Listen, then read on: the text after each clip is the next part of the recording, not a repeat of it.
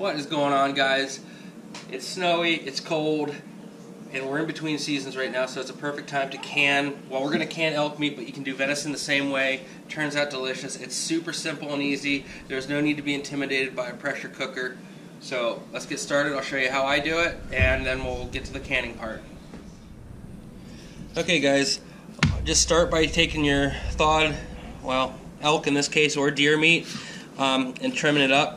This was gifted to me, so it's pretty lean already, but you want to trim out any pieces of connective tissue like this and get them out of there. That can put off-putting taste. It definitely won't be tough because of the pressure cooking, but so what we do, just you cut in strips, you just cube it up basically. No special size, no nothing. And just that. So you're left with these cubes about like that. Alright, go ahead and you're going to do the rest of your steak or your meat like that, and we'll move on to the next step.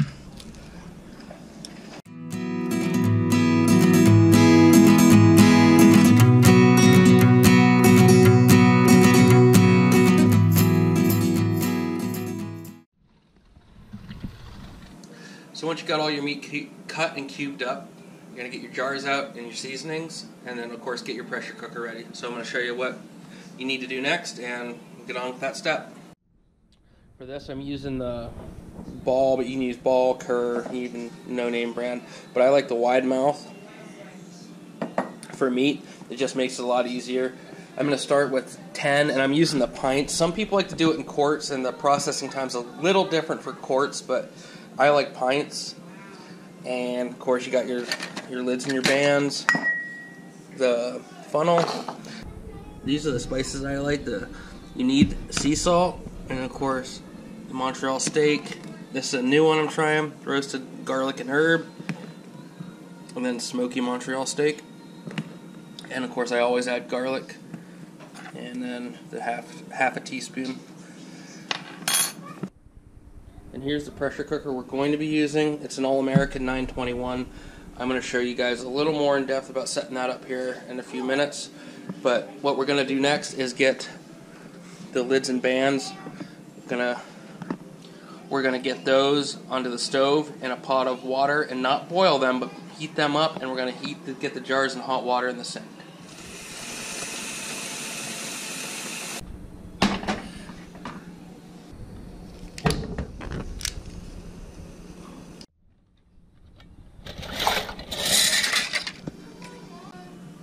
This just helps to make sure that the lids are warm. That rubber O-ring right there is warm, so it's going to get a better seal.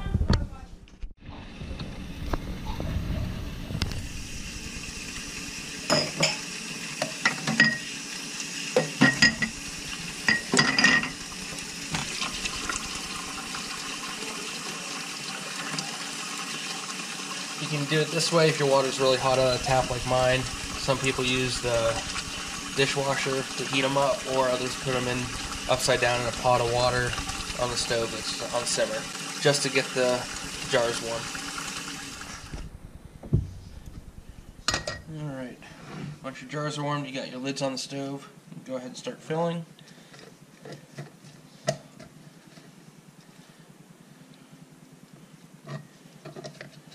You want to push it down in there so there's not a lot of air pockets or anything.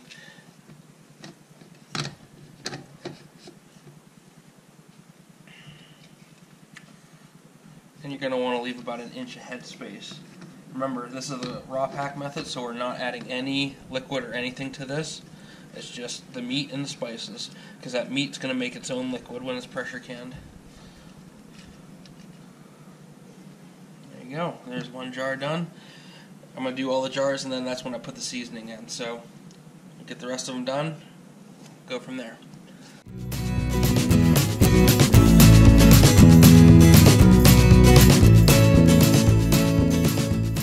Okay, once you guys got everything packed in there, about an inch of headspace left, and this one isn't completely full, so we'll use that one first. We'll can it and put it in the fridge. But everything, and then now we're going to add the spices. I just kind of eyeball it, what I think.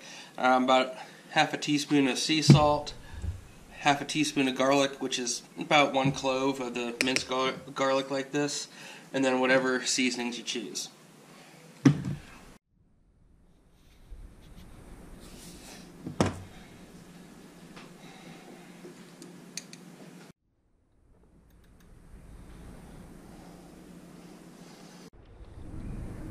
Alright, next we're going to do the roasted herb and garlic or the Montreal. I'm going to try this. I'm going to do half and half, I think.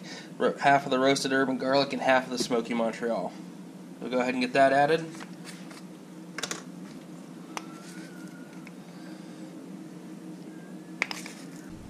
Alright. I just picked this one up today. It's a smoky Montreal steak spice. It smells really good, so I'm really excited to try it.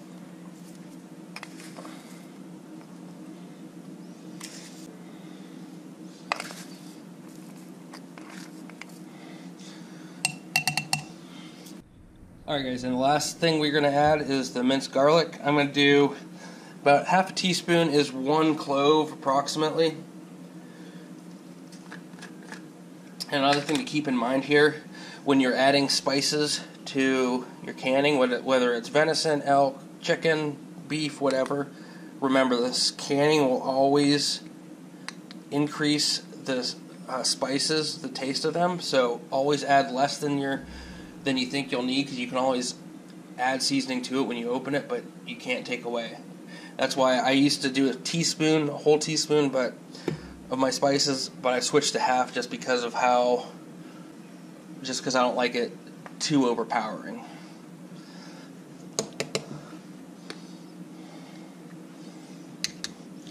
And if you guys wanted, I have put onion in with these before. I sliced onions just like you would for a hamburger and put those in, and that turned out really good too.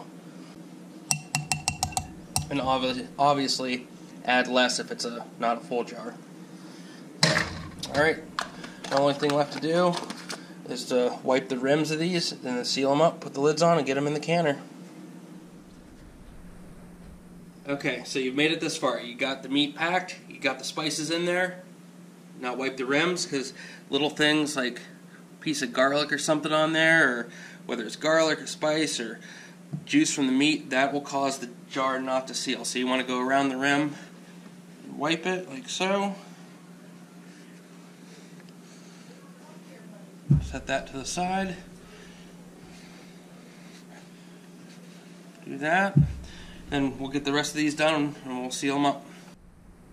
Okay, once you guys got the rims wiped, this magnet tool, really helpful for not burning your fingertips or fingerprints off. Just going to go down. Try not to touch the lid part with your fingers. Set it on there. On to the next. All while trying to keep in mind which ones that you have put the different spice mixtures into. That's why I'm trying to kind of keep it separated. It probably won't work by the end of the night. I'll forget. And it'll just be a mystery until I open it up and try it. That's the way it usually goes. Alright, this next step, read your canner's manual. This is an all-American. I'm going to add 2 to 3 inches of water right about here. And then we'll get out and put it on the burner. Alright guys, we're almost ready to get started here, but another thing about these all-Americans is they don't have a gasket. So what you have to do, and I mean you have to do it, or else you'll create a vacuum and you'll never get the thing apart, is just oil the lid, the inside lid where it fits onto the the actual pot of the canner. Because I've never had it happen, but I've heard stories of people not oiling this, and then you have a whole world of problems on your hands. Alright, in case you're wondering, I got the door open. This is far enough away from all my wife's Christmas stuff, and I'm going to be keeping a pretty close eye on it. So we're going to wait for this to boil, and then we're going to add our jars, and Then on to the next part.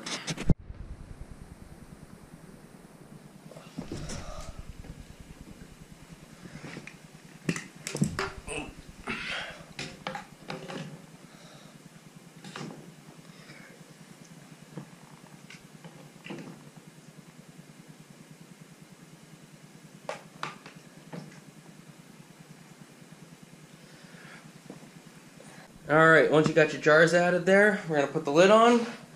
Once you got your jars added, you're going to put the lid on. You are not going to put on the pounds of pressure. My altitude calls for 15 pounds of pressure. I'm going to let steam escape from the vent for 7 minutes and then place the regulator on. Again, read your manual. This is just for my specific pressure cooker. Got your lid on, arrow lined up with the slot. Going to go around, tighten all those up as evenly as you possibly can. Alright, yeah, you can see that. 15. For my altitude, it's 15 pounds of pressure. For pints, it's 75 minutes, so once I get this up to pressure, I'll start the process time.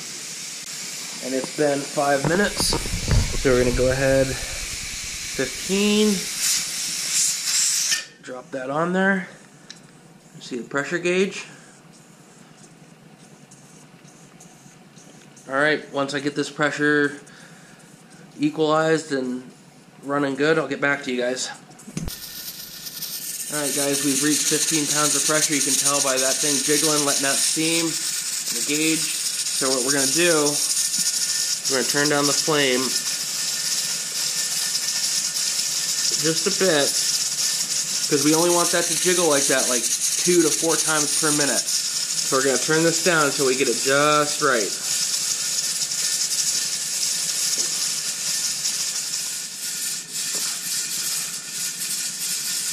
Alright, now sit back and enjoy the winter night. Alright guys, we got that regulated. It's jiggling, I don't know, 4 or 5 times a minute, which is what we want. Sitting here enjoying our beer. You know what you could do while you're waiting on the hour and 15 minutes up is go and watch my other videos. Maybe share them with a friend. Alright guys, get back to you when this is all done.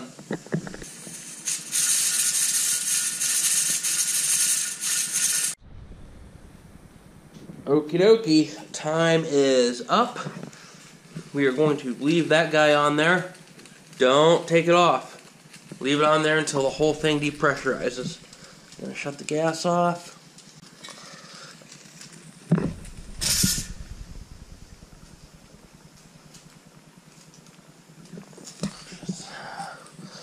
Okay, we're going to let that depressurize on its own, and then we'll take the weight off.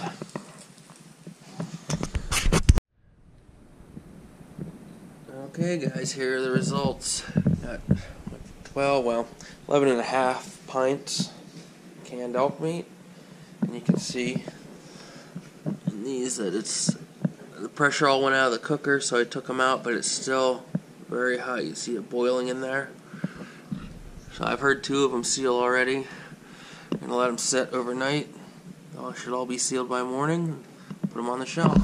Alright guys, I hope you enjoyed this video. I hope you learned something. Don't take my word for it. Read about it. Read the manual that came with your pressure cooker. But it's nothing to be scared of. It's relatively simple to do, and the results are absolutely delicious. Give it a shot. Let me know how you guys like to use a canned venison and recipes. We like it over noodles, with gravy, rice, whatever. It's delicious. Or you can just do what I've done in the past, open up a can of it and eat it just like that. Alright guys, hope you enjoyed. Like I said, read up on it. It's not hard to do. Just do some research. Alright guys, we'll talk to you later. Catch you in the next video.